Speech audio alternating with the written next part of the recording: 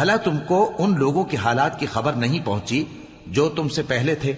یعنی نوح اور عاد اور سمود کی قوم اور جو ان کے بعد تھے، جن کا علم اللہ کے سوا کسی کو نہیں۔ جب ان کے پاس ان کے پیغمبر نشانیاں لے کر آئے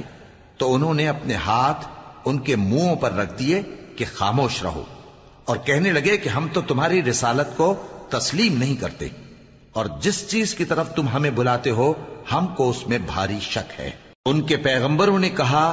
کیا تم کو اللہ کے بارے میں شک ہے جو آسمانوں اور زمین کا پیدا کرنے والا ہے؟ وہ تمہیں اس لیے بلاتا ہے کہ تمہارے گناہ بخشے اور ایک مدت مقرر تک تم کو مہلت دے۔ وہ بولے کہ تم تو ہمارے ہی جیسے آدمی ہو، تمہارا یہ منشا ہے کہ جن چیزوں کو ہمارے بڑے پوجتے رہے ہیں ان کے پوجنے سے تم ہمیں روک دو، تو اچھا کوئی کھلی دلیل لاؤ، یعنی معجزہ دکھاؤ۔ پیغمبروں نے ان سے کہا کہ ہاں ہم تمہارے ہی جیسے آدمی ہیں، لیکن اللہ اپنے بندوں میں سے جس پر چاہتا ہے نبوت کا احسان کرتا ہے، اور ہمارے اختیار کی بات نہیں کہ ہم اللہ کے حکم کے بغیر تم کو تمہاری فرمائش کے مطابق معجزہ دکھائیں، اور اللہ ہی پر مومنوں کو تو بھروسہ رکھنا چاہیے۔ اور ہم کیوں اللہ پر بھروسہ نہ رکھیں، حالانکہ اس نے ہم کو ہمارے دین کے سیدھے رستے بتائے ہیں،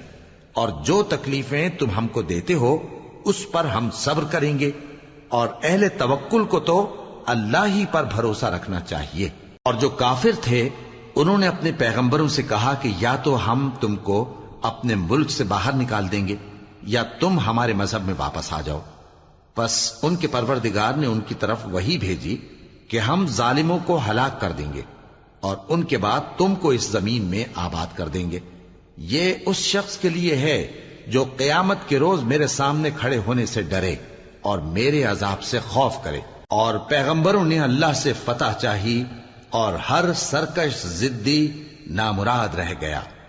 اس کے پیچھے دوزخ ہے اور اسے پیپ والا پانی پلایا جائے گا، وہ اس کو گھونٹ گھونٹ کر کے پیے گا اور گلے سے نہیں اتار سکے گا، اور ہر طرف سے اسے موت آ رہی ہوگی مگر وہ مرنے میں نہیں آئے گا، اور اس کے بعد سخت عذاب ہوگا۔